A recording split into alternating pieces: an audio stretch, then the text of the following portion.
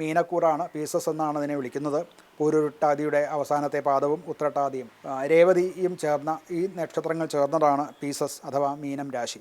മീനം രാശിക്കാർക്ക് ഇപ്പോൾ അത് കുറേ നാളായിട്ട് തന്നെ ലഗ്നത്തിൽ ശനിയാണ്, കണ്ടകശനിയും ഏഴരശനിയും കൂടെ ഉള്ള കാലമാണ് എന്നുള്ളത് ഓർക്കേണ്ടതാണ്.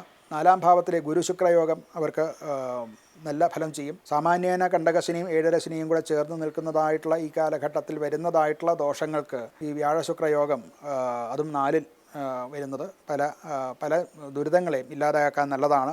എന്നാൽ മാനസിക സമ്മർദ്ദങ്ങളും പ്രയാസങ്ങളും അവരിൽ നിന്ന് ഒരിക്കലും വിട്ടുമാറില്ല. അത് ലഗ്നത്തിലെ ശനിയാണ്. അതുകൊണ്ട് ഒരുപാട് ക്രൈസിസ് മാനസികമായിട്ട് അവർക്ക് അനുഭവിക്കേണ്ടതായിട്ട് വരും. ജോലിയിലാണെങ്കിലും വളരെ പതുക്കെ നമ്മൾ വിചാരിച്ച ഒരു ടാർഗറ്റ് അച്ചീവ് ചെയ്യാൻ, അഥവാ നമ്മൾ ഗവേഷണ രംഗത്തോ മറ്റൊരു ടാർഗറ്റഡ് ആയിട്ടുള്ള ബിസിനസ് രംഗത്തോ ഒക്കെ അത് മന്ദഗതിയിലായിരിക്കും. എന്നാൽ സ്ഥിരതയോടുകൂടി തന്നെ മുന്നോട്ട് പോകാൻ അവർക്ക് സാധിക്കുന്നതാണ്. പ്രത്യേകിച്ച് ഈശ്വരാനുഗ്രഹം പൂർണ്ണമായിട്ടുണ്ട്. ധനപരമായിട്ടുള്ള കാര്യങ്ങളിൽ ഒരു സ്ഥിരത ഉണ്ടാവുന്നതാണ്.